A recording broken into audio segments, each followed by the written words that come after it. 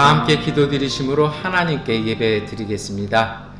우리를 성령으로 날마다 새롭게 하시는 하나님, 늘 허덕이며 바쁘게 살아온 지난 시간을 돌아보니 주님께 더 가까이 다가서지 못하고 주님의 말씀을 더 청종하지 못하며 살아왔음을 회개하며 고백하오니 용서하여 주옵소서.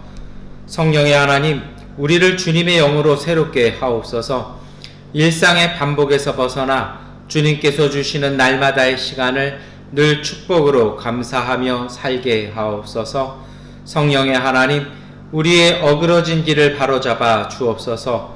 분주하게 걸어 다녔던 발걸음을 멈추고 은혜의 주님 얼굴 바라보며 예수님 걸어가신 그 길을 걷게 하옵소서. 성령의 하나님, 잃어버린 희망과 꿈을 되찾게 하옵소서.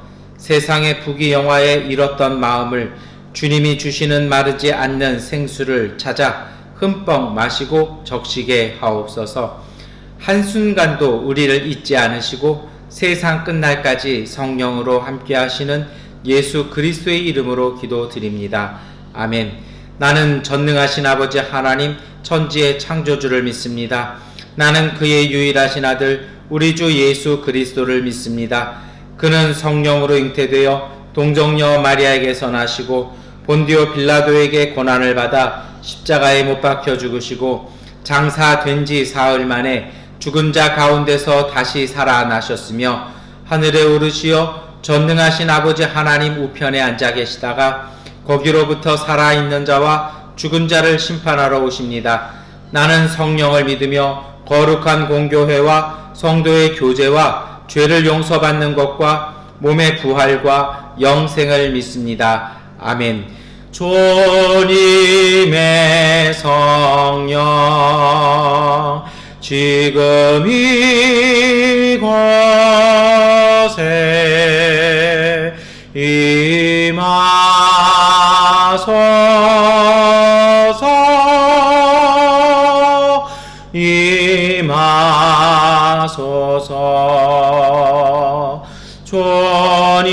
주님의 성령 지금 이곳에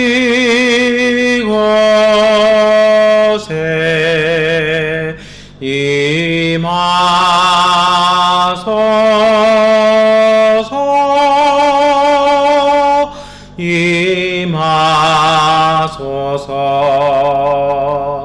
할렐루야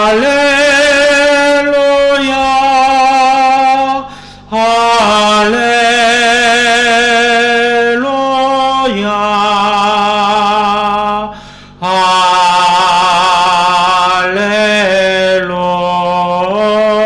할렐루야 할렐루야. 기도드리겠습니다. 전능하신 하나님, 오늘 우리를 이 예배로 이끌어주신 부르심을 기억하며 드리는 이 예배를 통해 우리의 믿음이 강건하게 하옵소서. 주님의 은총이 우리를 살리며 이웃을 회복시키시는 은혜로 기쁘고 복되게 하옵소서. 우리를 용서하시고 회복시켜 주시는 하나님의 거룩한 사랑을 고백하오니 이제 우리가 하나님의 뜻 안에 새롭게 하옵소서. 우리의 기도와 간구에 응답하시고 주님의 뜻이 우리가 사는 삶과 사회 속에 이루어짐을 보는 맑은 눈과 밝은 영혼과 정직한 땀방울이 있게 하시고 이 땅 위에 바른 지도자들을 주셔서 하나님의 정의가 물같이 흐르게 하옵소서. 우리가 고백하는 하나님의 말씀과 찬양이 우리의 삶이 되게 하시고 고백이 되게 하셔서 하나님의 나라가 우리의 삶 가운데 이루어지게 하옵소서. 예수 그리스도의 이름으로 기도드립니다. 아멘. 우리 기도를 들어주소서. 간절히 비오니 우리 기도를 들어주소서. 응답해 주소서. 우리 기도를 들어주소서.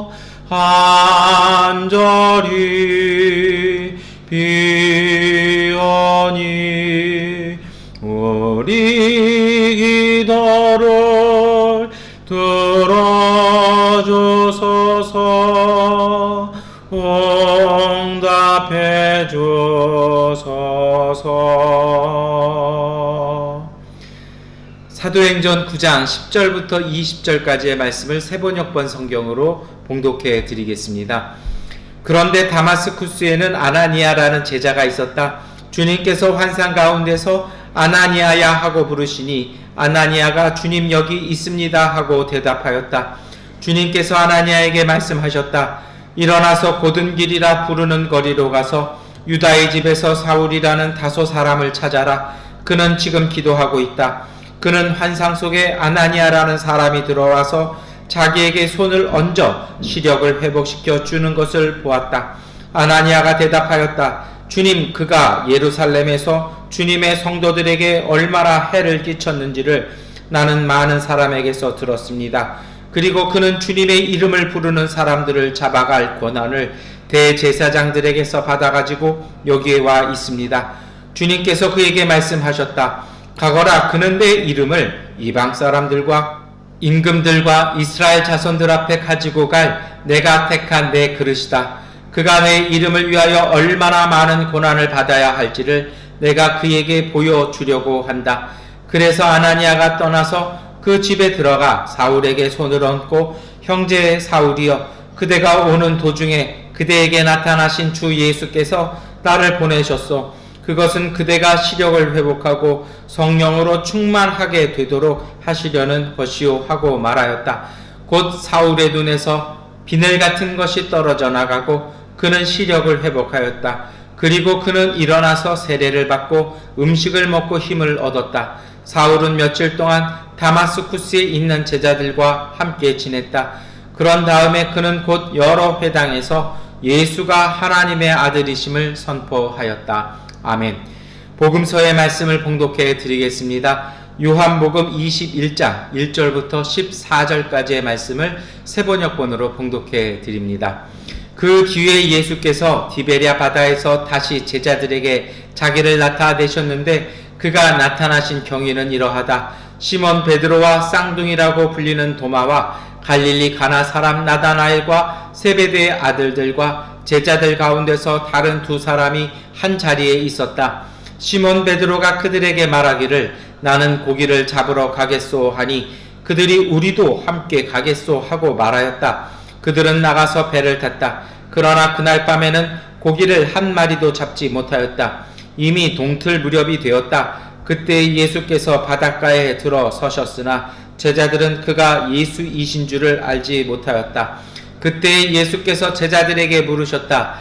얘들아, 무얼 좀 잡았느냐? 그들이 대답하였다. 못 잡았습니다. 예수께서 그들에게 말씀하셨다. 그물을 배 오른쪽에 던져라. 그리하면 잡을 것이다. 제자들이 그물을 던지니 고기가 너무 많이 걸려서 그물을 끌어올릴 수가 없었다. 예수가 사랑하시는 제자가 베드로에게 저분은 주님이시다 하고 말하였다. 시몬 베드로는 주님이시라는 말을 듣고서 벗었던 몸에다가 겉옷을 두르고 바다로 뛰어내렸다. 그러나 나머지 제자들은 작은 배를 탄 채로 고기가 든 그물을 끌면서 해안으로 나왔다. 그들은 육지에서 100자 남짓밖에 떨어지지 않은 곳에 들어가서 고기를 잡고 있었던 것이다. 그들이 땅에 올라와서 보니 숯불을 피워 놓았는데 그 위에 생선이 놓여 있고 빵도 있었다. 예수께서 제자들에게 말씀하셨다. 너희가 지금 잡은 생선을 조금 가져오너라. 시몬 베드로가 배에 올라가서 그물을 땅으로 끌어내렸다. 그물 안에는 큰 고기가 153마리나 들어있었다. 고기가 그렇게 많았으나 그물이 찢어지지 않았다. 예수께서 그들에게 말씀하셨다. 와서 아침을 먹어라. 제자들 가운데서 아무도 감히 선생님은 누구십니까? 하고 묻는 사람이 없었다. 그가 주님이신 것을 알았기 때문이다. 예수께서 가까이 오셔서 빵을 집어서 그들에게 주시고 이와 같이 생선도 주셨다. 예수께서 죽은 사람들 가운데서 살아나신 뒤에 제자들에게 자기를 나타내신 것은 이번이 세 번째였다. 아멘. 찬송가 370장을 찬송하시겠습니다. 주 안에 있는 나에게 단 권심이 있으랴. 십자가 밑에 나가 내 짐을 풀었네. 주님을 찬송하면서 할렐루야 할렐루야. 내 앞길 멀고 험해도 나 주님만 따라가리. 그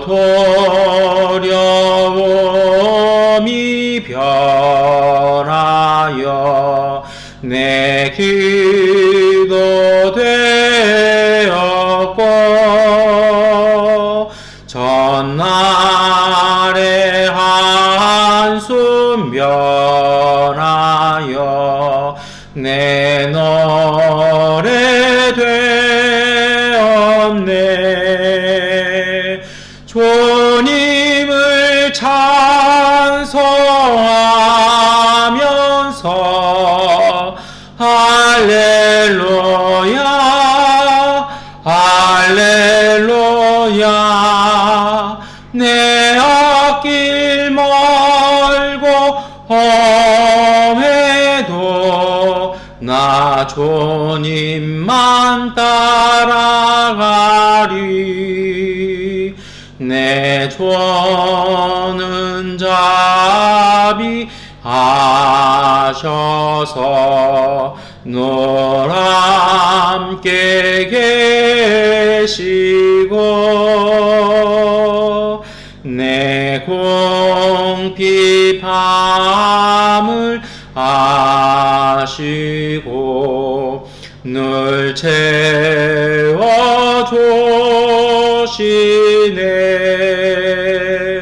주님을 찬송하면서 할렐루야 할렐루야.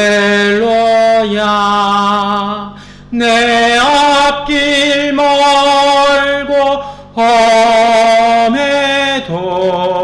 나 주님만 따라가리.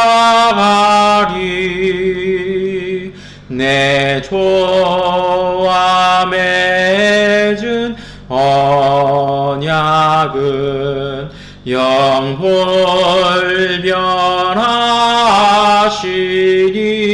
영불변하시니 그 나라 가기까지는 늘 보호하시네.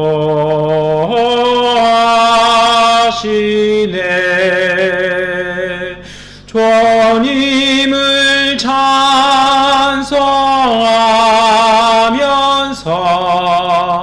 할렐루야 할렐루야. 내 앞길 멀고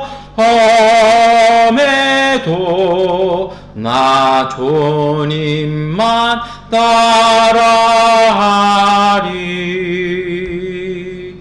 아멘. 서신서의 말씀을 같은 목소리로 봉독하겠습니다. 요한계시록 5장 11절부터 14절까지의 말씀 함께 읽겠습니다. 나는 또 그 보좌와 생물들과 장로들을 둘러선 많은 천사를 보고 그들의 음성도 들었습니다. 그들의 수는 수천 수만이었습니다.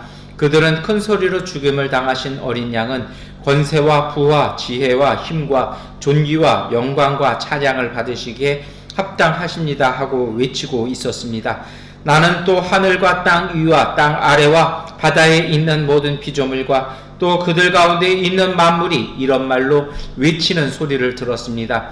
보좌에 앉으신 분과 어린 양께서는 찬양과 존귀와 영광과 권능을 영원 무궁하도록 받으십시오.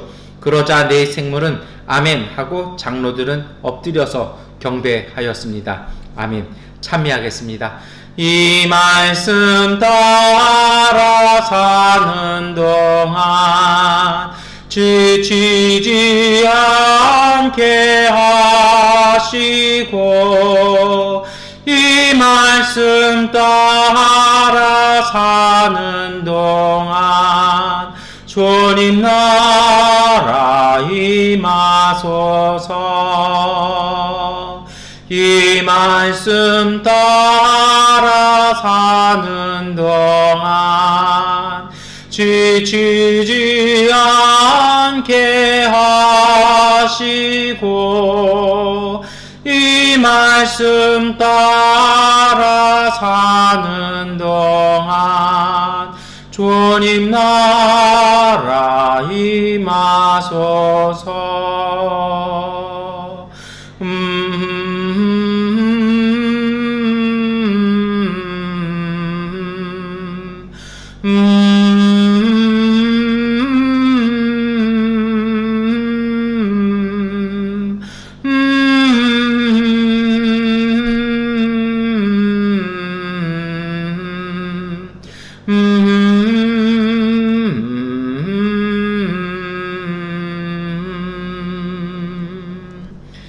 아멘. 우리 함께 인사하시겠습니다. 하나님께서 우리와 함께 하십니다. 인사하시겠습니다.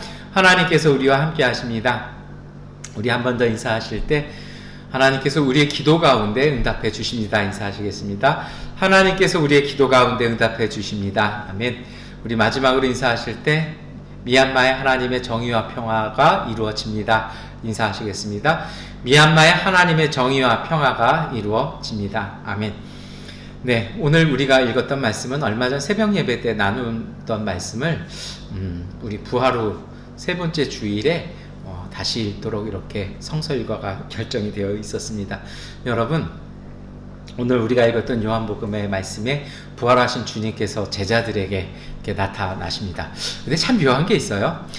복음서를 이렇게 가만히 읽어보면요, 부활하신 주님이 제자들에게 나타나신 게 오늘 요한복음에서는 이제 마지막으로 소개를 하고요, 세 번째라고 이렇게 얘기를 합니다. 참 묘한 건 뭐냐면 예수님께서 제자들에게 나타나실 때마다 항상 새로워요. 제자들은 마치 처음 본 것 같아요. 그 얘기는 무엇인가, 제자들이 부활하신 주님을 회피하고 있었거나 받아들일 준비를 못하고 있지 않았나? 이런 생각이 들게 합니다. 그래서 요한복음은요, 오늘 우리가 읽었던 말씀에는 세 번째 만남이라고 딱 기록되어 있습니다. 그런데 복음서에는요, 더 많은 만남들이 소개되어 있습니다. 그러니까 이건 세 번이고 마지막에 예수님께서 세 번째 나타나시고 끝이다, 이런 얘기는 아니라는 거죠. 그럼 왜 요한복음은 굳이 세 번째 나타나셨다라고 말씀하고 요한복음을 끝내는 것일까요? 그것은 세 번이 갖는 의미이기 때문입니다. 세 번은 하나님의 거룩함을 드러내는 숫자이기도 하고 상징적 의미로 완전함을 얘기합니다. 제가 자주 말씀을 드리잖아요. 성경에서는 숫자가 또 하나의 문자라고요. 우리의 어떤 수학적 개념은 아니라는 것이죠. 그래서 이 완전함이라는 건 충분한 만남을 가지셨다라는 겁니다. 제가 그랬잖아요. 그래서 뭔가 제자들이 회피하고 있었다고요. 근데 이 세 번째 만남, 요한복음 21장이 전하는 이 만남을 통해서 제자들은 부활하신 예수님을 회피하는 것이 아니라 이제는 영접하고 맞아들이기 시작했다라는 것을 오늘 사도 요한은 요한복음을 통해서 우리에게 이 세 번째 만남이라는 이야기로 주고 있습니다. 그래서 이 세 번의 만남이 주는 의미가 있습니다. 그것은요, 예수님의 임재와 동행은 이 세 번째 딱 만나시고 끝났다라는 게 아니라 이때부터 완전한 임재와 동행이 시작되었다라는 것입니다. 그 의미는요, 하나님 나라의 삶을 부활하신 예수님은요, 지속적으로 우리에게 주고 계신다라는 것입니다. 이것을 우리가 잊어버리면 안 됩니다. 이것을 우리가요, 잃어버리면 안 될 것 같습니다. 세 번째 만남은 완성, 그리고 전체에라는 그 주제를 우리에게 말씀하는 거죠. 그러면 어떻게 이것이 된 것일까요? 먼저 우리가 볼 것이 있습니다. 그것은요, 티베리아 바닷가라고 오늘 갈릴리 호수를 설명합니다. 다른 복음서 모두가 이것은 갈릴리에 있는 갈릴리 호수라고 얘기를 합니다. 그런데 요한복음만 이것을 디베리아 바닷가라고 얘기를 합니다. 정확하게는 티베리우스 바다인데요. 이 지명이 달라지지 않았습니까? 이게 왜 그러냐면 거기는 원래 갈릴리 호수가 맞아요. 그런데 이제 로마 황제가 그곳에다가 신도시를 건설한 것이 아니라 이 헤롯 왕가가 로마 황제의 환심을 사기 위해서 어떻게 한 것입니까? 신도시를 건설하고서 거기에 이제 그리스 로마식의 이름을 붙였습니다. 그것뿐 아니라 그 지명까지 딱 바꾼 것입니다. 요한복음을 읽고 있던 제자 공동체가 더 이상 유대 경내에 살았던 사람들이 아니라 이제 흩어져서 그리스 로마 전역에 흩어져 있었다라는 것을 얘기합니다. 그래서 앞에 어떤 그런 이민족적인 그런 것을 보이는 친이민족적인 성향이 아니라 이미 그들은 그리스 로마 문화권에서 익숙한 지명이었던 그 티베리우스라는 지명을 사용하는 그런 환경 속에 살고 있었던 사람들이라는 것입니다. 그렇게 본다면 여러분 어떨까요? 이민족 속에서 다른 종교와 다른 신앙 속에서 살아가던 시대를 반영하고 있습니다. 그런데 이어서 나오는 것이 있죠. 그것이 무엇이냐면 예수님의 제자 명단이 나옵니다. 본래 예수님의 제자는 12명입니다. 그런데 오늘 우리가 잘 알고 있는 것처럼 가룟 유다가 실패하지 않았습니까? 그러면 11명이에요.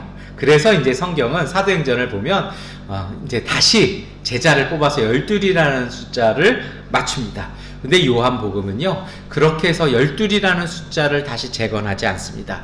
제자가 등장하는데 모두 7명이 나옵니다. 그 명단이 이렇게 언급이 되잖아요. 다 더해보면 7이 됩니다. 왜 11명의 제자가 아니? 그땐 11명이 맞거든요. 왜요? 가룟 유다가 탈락했기 때문입니다. 7명의 제자로 소개를 할까요? 가만히 그 명단이 이렇게 돼 있죠. 시몬 베드로, 쌍둥이라고 불렸던 도마, 갈릴리 가나 사람 나다나엘, 세베대의 아들들 하면서 이 야고보와 요한, 아주만해서 자기와 자기 형제 이름을 쓱 가려버립니다. 그리고 이름이 기록되지 않은 다른 두 제자, 이렇게 기록한 것을 통해서 의도적으로 7이라는 숫자로 딱 맞춰서 끝냅니다. 이 무명의 이 두 제자는요, 어떤 것을 얘기하냐면, 그렇다고 해서 11제자 중에 다 떠나가 버리고 요 7명만 남았다, 이 얘기는 아닙니다. 7이라는 숫자가 어떤 숫자입니까? 이것 또한 완전수고요. 인간이 가질 수 있는 완전함, 그래서 요일도 7요일이 되지 않습니까? 7이라는 숫자가 인간이 땅에 속한 숫자 4, 동서남북이죠. 그리고 하나님의 숫자 3이 더해진 숫자가, 그러니까 하나님과 땅이 결합된, 하나님과 인간이 연합되어진 숫자가 바로 7입니다. 그래서 이때부터 교회는 12이라는 숫자보다는 7이라는 숫자를 더 선호하고, 모든 복음서라든지 특히 요한이 기록한 모든 문서에는요, 7이라는 숫자가 부각되기 시작합니다. 그래서 교회의 숫자도 7교회가 나오고요, 7촛대가 나오는 이유는 바로 여기에 있는 것입니다. 의도적으로 7을 맞춘 것입니다. 그렇게 본다라면요, 여러분, 나머지 제자 어떻게 된 걸까요? 그건 이래요. 뭔가 이름이 드러난 제자들은 이유가 있습니다. 뒤에 말씀드리겠습니다. 세베대의 아들들 하면서 자기와 자기 형제를 딱 얘기를 하죠. 그리고 나머지 두 제자는요, 어떤 것이냐면, 둘이라는 숫자는 증인의 합법적인 숫자입니다. 그러니까 나머지 제자들을요, 2명의 제자로 해가지고 나머지 제자단을 상징하는 숫자로 둘로 묶어버린 것입니다. 그래서 이 무명의 이름 없는 두 제자는 나머지 제자들을 통해서 제자단을 7으로 구성했습니다. 그것뿐만이 아니죠. 나중에 보시면 집사 또 몇 명을 세웁니까? 7 집사를 세우는 것도 같은 맥락에서 진행된 것입니다. 그러면 이걸 좀 더 깊게 있게 보겠습니다. 이름을 밝힌 제자들은 어떤 제자들이었을까요? 첫 번째로 이들에게 공통점이 있습니다. 이름이 나오는 사람들은요, 공통점이 있어요. 무엇이냐면, 첫 번째로는 예수님에 대해서 부정적인 그 언행을 했던 좀 죄송합니다, 전과가 있었던 그런 전력의 소유자들이었습니다. 베드로 어땠습니까? 우리가 잘 아는 것처럼 예수님에 대해서 3번이나 부인했고요, 예수님이 하시는 일을 방해하려고 해서 예수님께서 이 사단아 내 뒤로 물러가라 라고 말씀까지 하신 사람이었습니다. 쌍둥이라고 불리던 도마, 우리 지난주에 살펴보셨죠? 어떤 사람입니까? 의심이 많아요. 그래서 나는 물질적인 증거 없이는 나는 예수님이 부활하셨던 거 믿을 수가 없다, 이렇게 얘기했던 사람이었습니다. 나다나엘 어떤 사람입니까? 나사렛에서 무슨 선한 것이 있겠느냐라고 정말 제자들 중에 가장 독한 말로 예수님을 만나기 전에 비난했던 사람이었습니다. 이 두 번째 공통점이 있습니다. 그랬던 사람들이 변화되어서 예수님에 대한 신앙 고백을 하였고 그 고백이 복음서에 소개된 사람들이라는 것입니다. 베드로 무엇이라 얘기합니까? 요한복음 6장 69절에 하나님이 보내신 거룩하신 분입니다 라고 고백을 합니다. 도마는 뭐라고 얘기합니까? 요한복음 20장 28절에 나의 주 나의 하나님 하고 고백했던 사람입니다. 나다나엘은요, 요한복음 1장 49절 안에서는 하나님의 아들 이스라엘의 왕이라고 신앙을 고백합니다. 그래서 사도 요한은요, 자신의 복음서 안에서 자기가 들었고 자기가 기억했던 예수님을 부정적으로 평가했지만 다시 신앙 고백을 하였던 그 사람들의 이름을 증언하고 있는 것입니다. 그러면요, 이 나머지는 어떻게 될까요? 그리고 다시 말해서 왜 이렇게 7명의 제자들에 국한시켰을까요? 그것은요, 다양한 교회의 모습을 이야기하면서 전체 교회를 설명하고 있는 것입니다.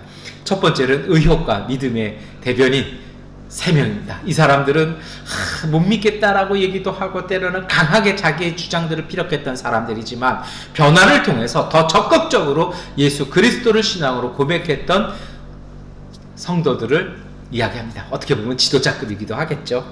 두 번째로는요, 자기 자신보다 다른 이들을 드러내는 도우미 역할을 했던 성도들입니다. 그것이 누굽니까? 세베대의 아들들입니다. 그래서 이름이 바로 나오기보다는 역할이 있으니까 그냥 세베대의 아들들로 해서 이렇게 두리뭉실 넘어갑니다. 오늘 우리가 읽었던 본문에서도 어떻습니까?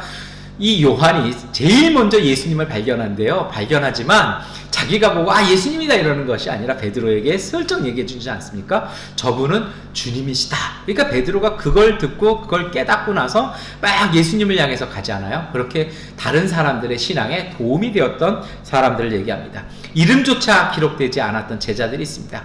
우리가 교회 모든 가족들, 모든 성도의 이름을 다 드러내지는 않잖아요.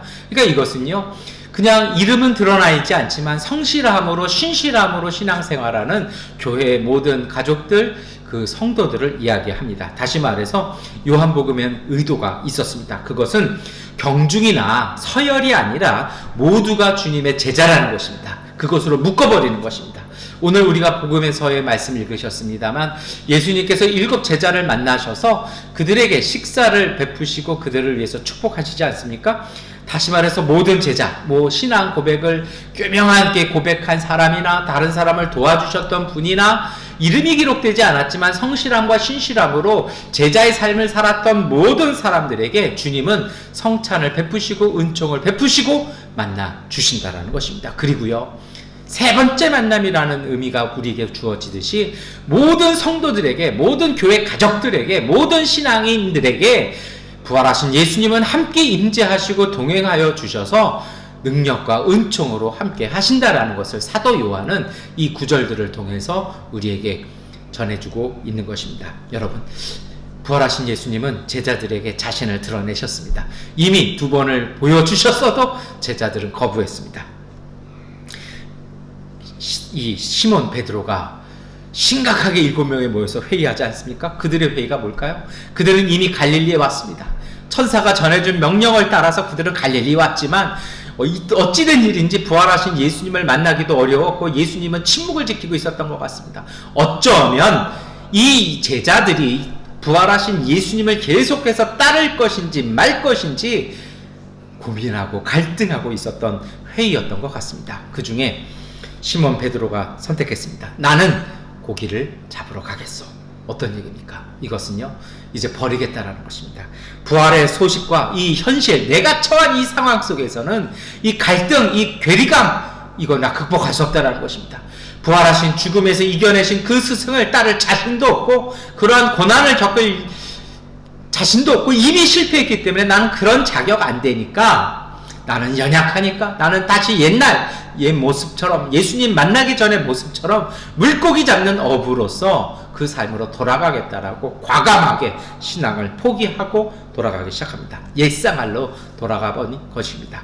여러분, 이것이 비난해야 될까요? 복음서는요, 이러한 모습에 어떠한 비난도 가지 않습니다. 어찌 보면 이것이 오늘 우리의 모습이고 우리가 다 갖고 있는 현실이고 우리의 고민이기도 합니다. 부활의 체험이 신앙의 은총이 삶의 현실 앞에서 무기력한 패배를 하게 되는 그러한 우리의 공통적인 경험이기도 하다라는 것입니다. 갈릴리 어부의 삶이 무엇입니까? 그것은 실패의 자리입니다. 뭔가 빛이 보였습니다. 그래서 거기에 다가갔지만 결국은 그 선을 넘어내지 못하고 다시 원점으로 돌아와야 하는 무기력한 신앙의 자리, 그 모습이 오늘 우리의 모습이기도 했습니다. 다시 말해서요, 예수님의 약속은 멀고 현실은 가까운 법이었습니다. 약속과 명령 따라왔지만 예수님의 이 침묵의 길 따라 걷는 것이 고된 길로 보여졌고 자신 없어 보였습니다. 그러한 시몬 베드로의 나는 물고기를 잡으러 가겠소라는 이 고백 앞에 다른 제자들이 동참합니다. 다시 말해서 모든 제자들이 예수를 버렸습니다. 2번이나 만났지만 자신 없던 것입니다. 2번이나 체험했지만 그것은 이 선생님에게 일어나는 일이지 나에게도 일어나는 은총은 아니라고 그들은 선을 그은 것이었습니다. 그래서 어부들이 삶으로 돌아왔습니다. 그런데 문제는 어디에 있습니까? 어부들은 물고기라도 잡으러 가면 되는데 갈 곳 없는 사람들이 있었습니다. 그것이 바로 나다나엘로 대표되는 사람입니다. 이 사람 갈릴리 가나 사람이에요. 물고기하고는 좀 거리가 먼 사람이었습니다. 원래부터가 어디 있던 사람입니까? 무화과 나무 아래서 율법을 공부하며 바리새인이 되기 위해서 힘썼던 사람이었습니다. 그런데 이제 예수를 따랐다는 전력 때문에 그는 다시 바리새인의 길에 들어갈 수도 없고 갈릴리 가나로 자기의 고향으로도 돌아갈 수 없었습니다. 아마도 다른 제자들도 그러했을 것입니다. 그랬던 나다나엘마저도 이제는 물고기 잡는 어부로 따라갔습니다. 돌아갈 곳이 없는 사람의 전락이기도 하고 낭패이기도 했습니다. 그리고 이것이 먹고 살아야 하는 현실이 주는 선택입니다. 이 현실 때문에, 이 어려움 때문에, 이 공공함 때문에 지금도 많은 사람들이 그리스도의 길을 버리는 경우들이 많이 있습니다. 이제 요한복음 21장은요 다시 제자들이 물고기로 잡는 어부의 삶으로 돌아갔다라고 얘기합니다.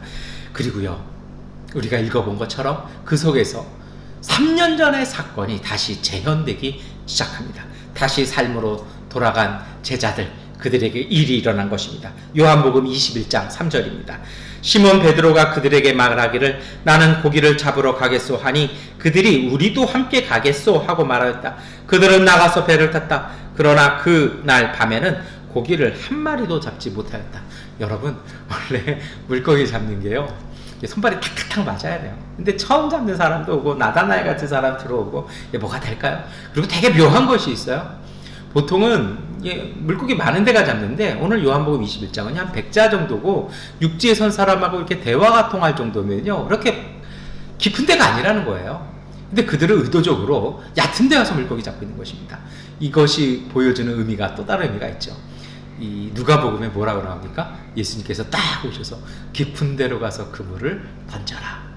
그러니까 의도적으로요 예수님이 하신 말씀은 교묘하게 다 피해 나가고 있었던 것이었습니다.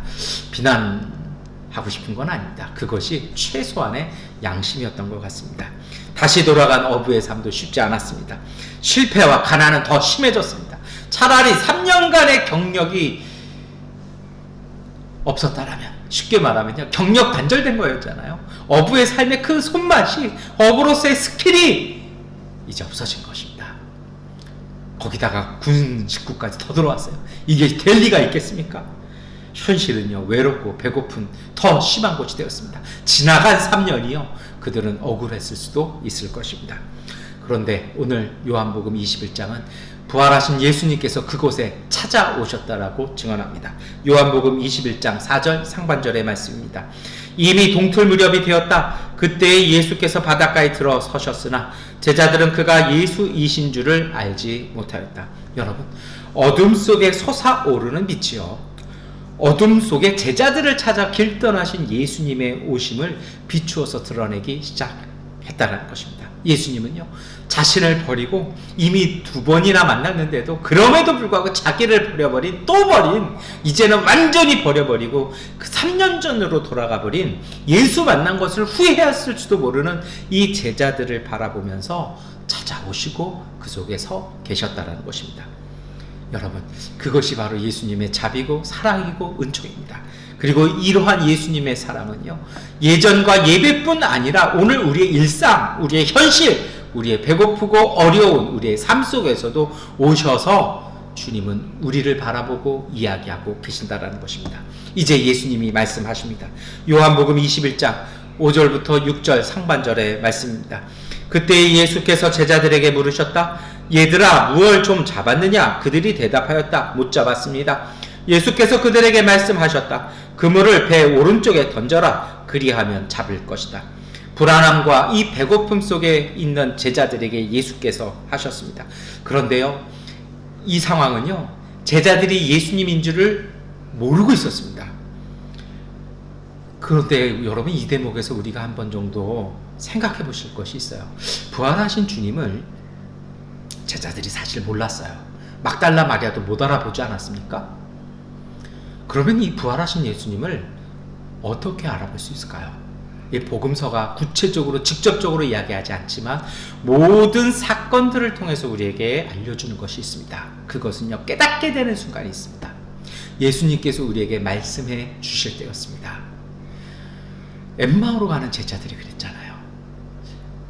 주님께서 길에서 우리에게 말씀하여 주실 때, 성경 말씀을 풀어주실 때 우리의 마음이 뜨거워지지 않았더냐.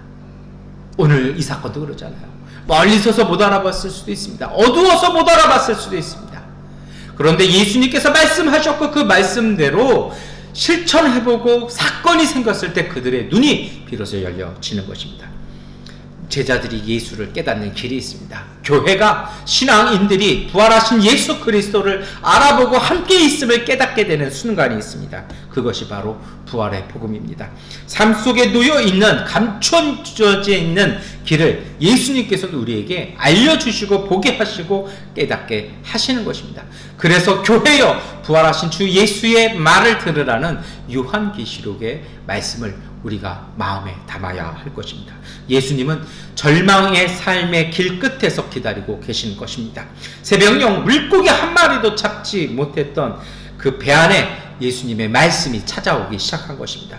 점점 밝아지는 육지가 있었습니다. 이제 시간이 다 되어 그들은 이제는 물가에서 다시 땅으로 가야 되는데, 그 땅으로 가면 배고픔에 지친 가족이 보였고 그들의 현실이 보입니다. 땅을 바라보는 것 자체가 무겁고 회피하고 싶은 시선이었을 것입니다. 그래서 그 땅은, 그들이 빈손으로 돌아가야 될 그 삶의 땅은 그들에게는 절망이었을 것입니다. 피하고 싶은 현실이었을 것입니다. 그런데 놀랍게도 그 자리에, 그 피하고 싶은 현실 가운데 예수님께서 오셔서 말씀하고 계신 것입니다. 여러분, 오늘 우리에게도 그런 것이 있지 않습니까? 대출 갚으셔야 되는데 대출 날짜에 가까우는데, 그래서 달력보기가 두렵고 어떤 일을 해야 되는데 거기 가기가 무서운 그곳에서 부활의 주님이 우리를 향해서 말씀하시며 다른 길들을, 하나님의 은총의 길을 우리에게 알려주고 계십니다. 그 음성을 듣고 그 음성에 순종하는 그리스도의 교회, 그리스도의 가족들 되시기를 축원합니다. 예수님이 제자들을 부르십니다. 얘들아, 무얼 좀 잡았느냐? 여기 좀 이상하지 않아요? 이때 제자들이요, 예수님이 누군지를 못 보고 있었습니다. 예수님이 그런데도요, 얘들아 불러요. 이 그리스어로는 이거를 파이디아라고 얘기합니다. 이 제자들이 애들일까요? 굉장히 나이 먹은 이 장년이었거든요. 물론 이제 요한은 좀 젊었죠. 요한만 부른 걸까요? 그거보다는요, 이 파이디아라는 말은요, 부모나 스승이 자녀나 제자를 부를 때 하는 용어였습니다. 사실 예수님과 제자들의 관계는 끊어졌어요. 제자들이 예수님 싫다고 도망가 버렸고요. 그분 만나기 이전의 삶으로, 어부의 삶으로 돌아가 버렸다라는 것은요, 스승을 거부했다라는 거거든요. 스승이 제자를 버린 것이 아니라 제자가 스승을 버렸기 때문에 스승이 제자를 당해서 이렇게 부르는 건 좀 과도한 사랑일 수 있습니다. 그런데 예수님께서는요, 그러한 미숙한 제자들을 다시 제자로 부르셨다는 것입니다. 그리고 그 예수님은 그들에게 은총을 베푸시기 시작합니다. 오른편에 그물을 던져라. 똑같은 사건이 반복되고 있다라고 말씀드렸잖아요. 그런데 차이가 있었습니다. 누가복음 5장의 증언에 베드로의 첫 체험에서는 깊은 데로 가서 그물을 던지라고 말씀하셨습니다. 제자들은 그것을 교묘하게 피해서 가까운 곳에서 있었다라고 말씀드리지 않았습니까? 그리고 그것이 최소한의 양심이었다고요. 그런데 예수님이 이제 두 번째로 이 재현되는 사건 속에서는요, 다른 길을 보여주십니다. 배 오른편에 그물을 던져라. 오른편이 어떤 뜻일까요? 성경에서는요, 오른편은요, 바른 곳입니다. 햇빛이 비치는 밝은 곳을 오른편이라고 관용적으로 사용합니다. 그 반대인 왼편은요, 잘못된 곳이고 어두운 곳이고 죽음의 그늘을 얘기하는 자리였습니다. 이 오른편이라는 말에 유대인들이 사용하는 참된 의미는요, 인간의 방법이 아닌 하나님의 권능이 이끄는 하나님의 방법을 따라 금을 던지라는 것이었습니다. 다시 말하면요, 지금까지의 삶의 방식을 바꾸라는 것입니다. 지금까지 너희가 익숙한 대로 하지 말고 하나님께서 준비하신 자리, 하나님께서 예비하여 주신 자리, 하나님의 은총이 깃들어진 자리로 그물을 던지라는 것이었습니다. 그러나 그들은 문자적으로 오른쪽에 던졌습니다. 그리고 물고기를 얻었습니다. 그런데 여러분, 이 오른편의 참된 의미는 삶의 방식을 바꾸라는 것입니다. 기존의 삶의 방식으로는요, 부활의 은총을 담아낼 수 없다는 것입니다. 지금까지의 방법과 지금까지의 삶의 모습과 지금까지의 삶의 태도와 신앙으로는 부활하신 주님의 그 은혜를 손으로 잡을 수가 없어요. 마치 모래알처럼요, 손 사이로 다 빠져나가 버려서 비어있다라는 것입니다. 그래서 제자들은 감당할 수 없으니 나는 다시 3년 전으로 돌아가겠습니다 라고 돌아갔다라는 것입니다. 7명의 이로 보여지는 제자의 삶, 7교회의 삶은요, 세상과는 다르게 살아야 된다라는 삶을 예수님께서 말씀하시는 것입니다. 부활의 주님이 오른편이라는 것입니다. 이제는 바꿔야 된다는 것입니다. 그래서 부활에 대한 어떤 의미는요, 삶의 관점과 방식을 바꾸는 일이었습니다. 이것이 바로 요한복음 21장 6절에 나오는 주님의 말씀의 의미입니다.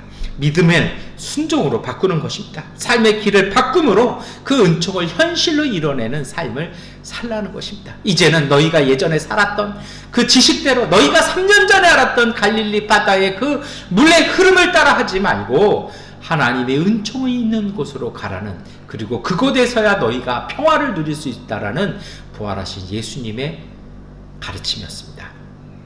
제자들은 예수님의 말씀을 순종하기 시작했습니다. 뭔가 그들도 이상했을 것입니다. 뭔가 익숙한 것들이 그들 안에서 일어나기 시작됐습니다. 그런데 그들은요, 그러한 느낌을 따라, 그 말씀을 따라 그물을 내리기 시작했습니다. 변화된 삶의 길에서 그들은 예수를 알아보기 시작했다는 것입니다. 사랑을 받았고 사랑했던 자, 그 예수 그리스도께서 보여주신 은총의 길을 보게 된 것입니다. 요한복음 21장 7절 상반절의 말씀입니다. 예수가 사랑하시는 제자가 베드로에게 저분은 주님이시다 하고 말하였다. 시몬 베드로는 주님이시라는 말을 듣고서 벗었던 몸에다가 겉옷을 두르고 바다로 뛰어내렸다. 이 체험 후에 제자들은 눈이 띄었습니다. 베드로는 요한이 알려주는 말을 듣고 깨닫기 시작했습니다. 그런데 그가 좀 이상한 행동을 합니다. 여러분 그렇잖아요. 수영을 하려면, 물에 뛰어들려면 사람이 입었던 옷도 벗거든요. 근데 물고기를 잡다 보니까 막 물에 튀고 이러니까 그들이 옷을 벗고 하고 있었는데요, 겉옷을 입고 물에 뛰어들어요. 수영의 달인이라서 그랬을까요? 아니면 예절의 사람 베드로였기 때문에 그랬을까요? 그것은요, 여러 가지 설명들이 있습니다만 저는 묵상하면서 그런 묵상을 해봤습니다. 첫 번째는요, 경외함에 대한 자세였습니다. 예수님과 자기 사이에는요, 거리가 있었어요. 사실 그 거리를 좁힐 수가 없어서 그는 나는 차라리 물고기 잡으러 가겠소라고 했던 사람이었습니다. 그런데 그 거리에도 불구하고 주님이 오셔서 그들에게 새로운 삶의 길을 열어주시자 그는 과감하게 그 거리, 그 예수님과의 사이를 메꾸고 있었던 그 물로 뛰어든 것입니다. 그리고 그 뛰어드는 자세에 그것은 겉옷을 입고 뛰어듭니다. 겉옷을 입고 뛰어들면요, 이게 뭐 매는 게 이렇게 좀 허술하거든요. 옷이 다 벗겨지게 돼 있어요. 그런데도 그는 수영을 하면서 가면서도 그 옷을 붙잡고 갔으면 얼마나 힘들게 갔겠습니까? 왜 굳이 겉옷을 입어야 할까요? 그건 이렇습니다. 첫 번째로는 경외의 자세였습니다. 저분은 내가 알던 그분, 그 이상의 분이라는 것입니다. 그래서 내가 최대한의 예의를 차려야 되기 때문에 뛰어들면서 옷을 챙겨 입은 것입니다. 두 번째로는요, 그는 실패했던 경험이 있었습니다. 예수님께서 물 위를 걸어서 오셨을 때 자기도 걸어갔잖아요. 옷 입고 걸어갔거든요. 그러다 의심에서 빠졌습니다. 그 경험이 있었어요. 그런데 이제는요, 걸어가든 물에 빠지든 자기는 예수님을 향해서 가겠다라는 것입니다. 이것이 바로 경외함에 대한 자세고요, 부름에 응답하는 자세입니다. 예수님의 은총과 우리 사이는 간격이 있어 보입니다. 멀어 보입니다.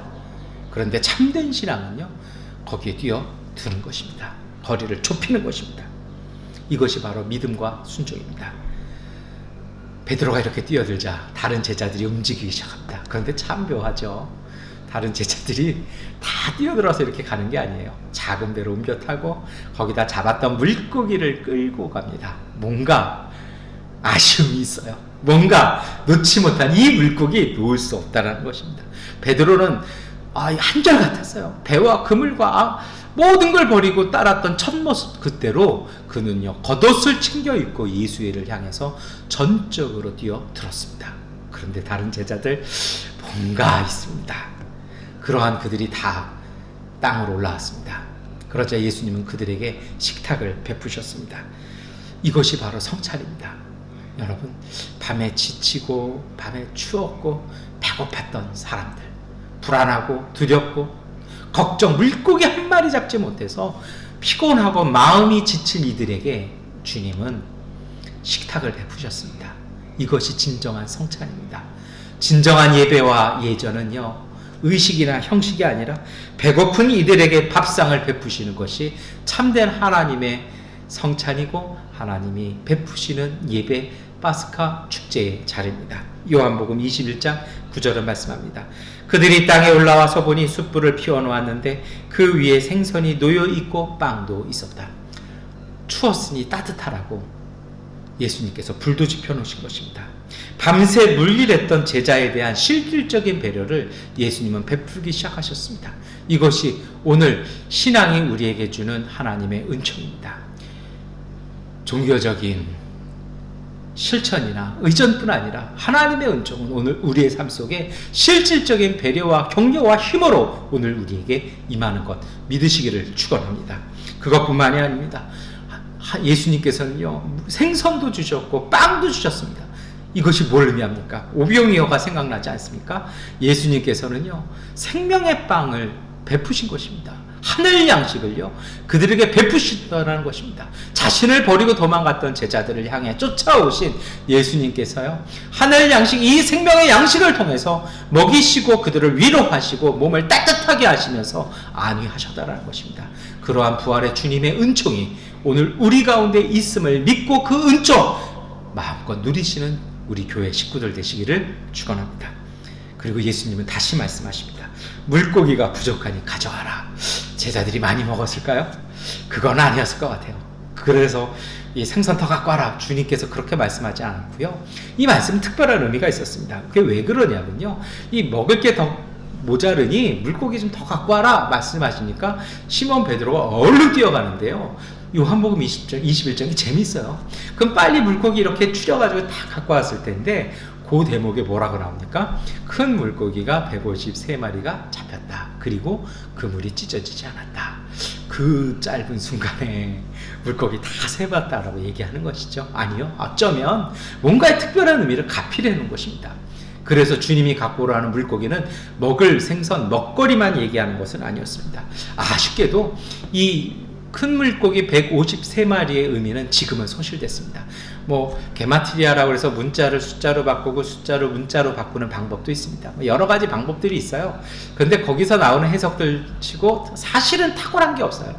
아마도 초대교회 때 요한의 공동체에서는 그것이 마치 암호처럼 활용됐던 것이었는데 그게 153의 숫자가 상징하는 것은 사라져버렸습니다.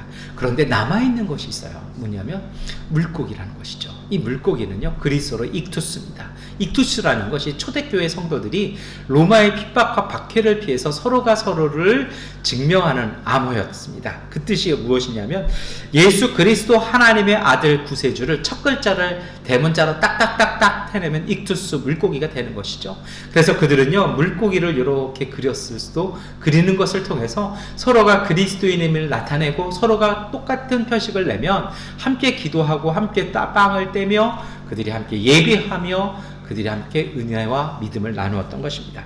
그래서 이것은요, 이렇게 보여져요. 먹을 것이 아니라 제자들에게 더욱 필요한 것은 먹을거리, 물질이 아니라 주님의 은총, 예수 그리스도의 은총, 예수 그리스도 하나님의 아들 구세주의 은총이 더욱 필요하니 그것을 더 잡으라는 것입니다. 그랬더니 154마리의 큰 그물이 나왔습니다. 세상의 물고기를 잡을 때는 실패했습니다. 그러나 오른편으로 금을 내려서 하나님의 은총을 따라 하나님의 아들 예수 그리스도의 은총을 잡는 그물은 실패할 일이 없다라는 것입니다. 이것이 오늘 요한복음 21장의 메시지입니다. 찢어지지 않는 그물. 생계를 위한 그물은 비어있을 수 있으나 예수님의 은총을 담는 그물은 실패하지 않는다라는 것입니다. 오른편에 내린 그물은 절대 실패하지 않는다라는 사도 요한과 요한의 신앙 공동체의 공통된 신앙 고백이라는 것입니다. 그리고 그 고백을, 그 하나님의 말씀은 오늘 우리에게 선포되어지고 있는 것입니다. 제자들이 예수와 함께 걷는 새로운 길은 실패하지 않는다라는 것입니다. 이제 그러니 그 은혜의 길, 믿음의 길, 예수 그리스도의 부활의 은총과 걸어가는 길을 담대한 마음으로 걸어가라고 이 세 번째 만남, 완전한 만남을 통해서 예수님은 제자들에게 말씀하시고 오늘 우리에게 말씀하고 계신 것입니다. 여러분, 이제 우리 부활주일 지나고도 2주가 지났습니다. 이제 우리가 그 길을 시작해야 됩니다. 이전의 삶이 아니라 예수님과 동행하는 길, 예수님께서 우리에게 보여주시는 길, 하나님의 은총이 깃들어 있는 길로 살아나가는 새로운 삶의 길을 통해서 부활하신 예수 그리스도와 함께 가야 할 것입니다. 그 길을 시작하는 이들에게 예수님께서는 성찬과 식사 초대와 환대를 통해서 격려하고 위로하고 힘을 주셨습니다. 요한복음 21장 13절의 말씀입니다. 예수께서 가까이 오셔서 빵을 집어서 그들에게 주시고 이와 같이 생선도 주셨다. 하나님의 아들 예수 그리스도, 우리의 구세주의 은총을 주신 것입니다. 이것을 받아들인 제자들 어떤 사람입니까? 예수를 부인하고 버렸던 사람이었습니다. 오늘 사도행전에서도 그러잖아요. 부활하신 예수님께서 아나니아에게 임하셨습니다. 가서 저 사울이라는 사람을 안수에서 고쳐주고 제자로 삼아라. 아나니아가 얘기하지 않습니까? 주님, 저 사람 우리 핍박하는 사람입니다. 우리 잡으러 온 사람입니다. 교회를 핍박하는 사람입니다. 부활하신 주님이 말씀하십니다. 아니다. 저 사람은 내가 택한 사람이고 내가 예비한 사람이라는 것입니다. 눈에 보여지는 것만 보는 것이 아니라 이처럼 반대자마저도, 핍박자마저도, 박해자마저도 예수님은 새롭게 하셔서 그를 바꾸어 주셔서 하나님의 보내신 사도로 삼아 주셨습니다. 여러분, 오늘 우리가 그것을 기억해야 될 것입니다. 그래서 오늘 우리에게 필요한 것이 있습니다. 이제는 왼편에 금을 내리던 것이 아니라 주님의 말씀을 듣고 오른편에 길을 내리는 삶의 전환이 필요합니다. 아나니아가 사도 바울을 향해서 안수해 줬을 때 그의 눈에서 비닐 같은 것이 벗어졌다라고 말씀하신 이 은총처럼 오늘 우리의 눈과 우리의 마음과 우리의 삶의 비늘이 벗어져 하나님의 은총을 바라보는 그런 관점으로의 전환이 필요합니다. 오늘 이 만남 이후에 사실은 사건이 하나 더 있었죠. 예수님이 베드로에게 말씀하십니다. 네가 나를 사랑하느냐? 베드로가 뭐라 얘기합니까? 이 자신 없는 대답이죠. 내가 주님 사랑하는 거 아시지 않습니까? 3번의 물음 끝에 그가 알잖아요. 나는 사랑하고 싶은데 나는 약합니다. 나는 실패했습니다. 그러자 예수님이 베드로를 다시 세우십니다. 그를 다시 일으켜 세우세요. 네가 젊었을 때는 네 마음대로 갔으나 이제부터는 내가 너와 함께하며 내가 가는 곳에 네가 와서 하겠다라고 그를 사도로 다시 세워주시지 않습니까? 여러분, 이러한 전환이 오늘 우리 안에 특별히 이 어려움 속에서 가정과 신앙과 삶의 일터를 지키는 우리 교회 가족들, 그리고 우리의 이웃인 현지인들을 지켜나가는 우리 교회 식구들의 삶과 신앙 안에 이 은총이 깃들기를 축원합니다. 부활의 주님은 생명의 양식으로 우리에게 오셨습니다. 하늘의 식탁에 우리를 초대하시고 먹이시는 구세주의 은총의 초대가 우리에게 임한 것입니다. 우리의 삶의 어둠 속에 오셔서 세계를 여시고 먹이시는 예수의 은총으로 승리하시기를 축원합니다.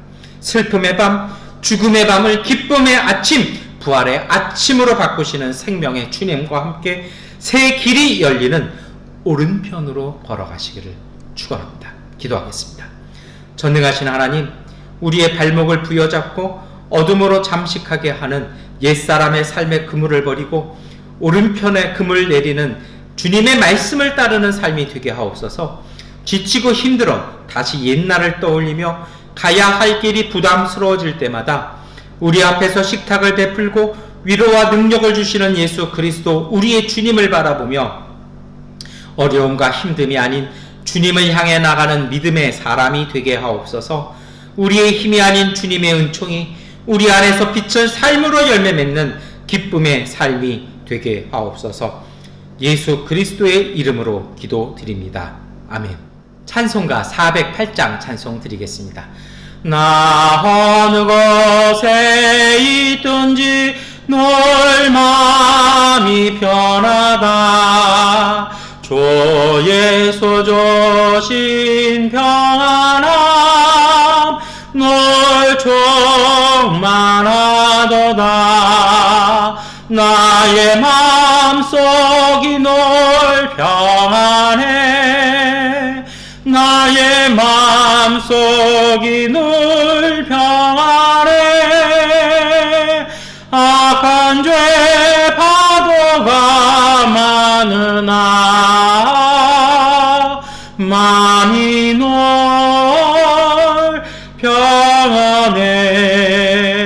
내 맘에 솟는 영생수 한없이 흐르니 목마름 다시 없으며 늘 평안하도다. 나의 마음속이 늘 평안해. 나의 마음속이 늘 평안해. 악한 죄 파도가 많으나 마음이 늘 평안해.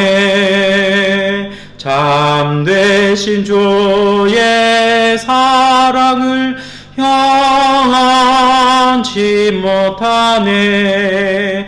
그 사랑 내 맘 여시고 소망을 주셨네.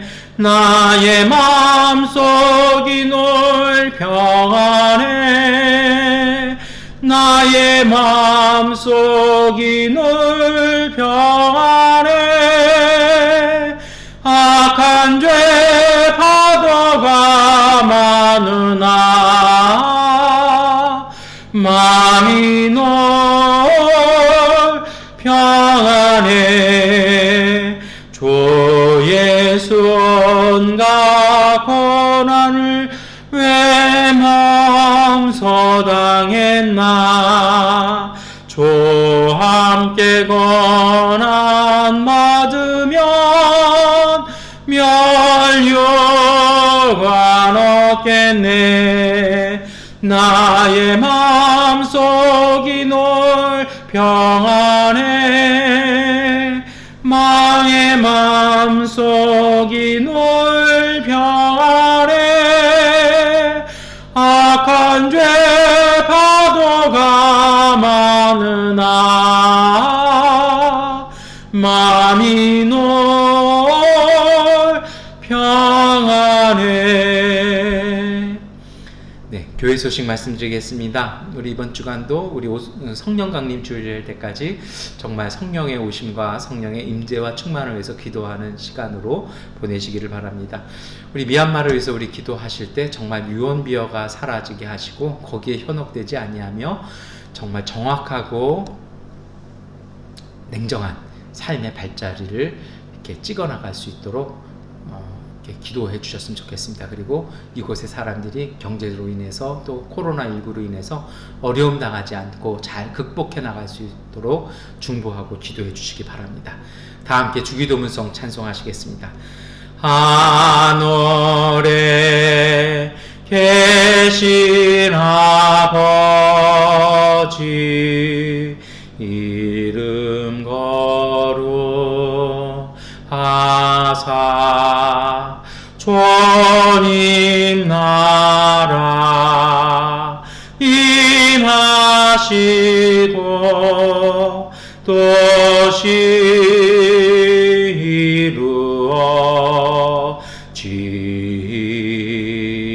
이루어지나 일용할 양식 주시고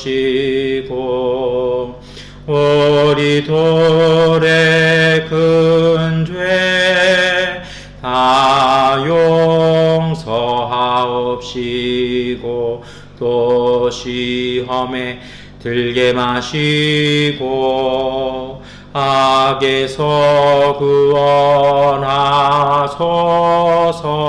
대개 주의 나라 주의 권세 주의 영광 영원히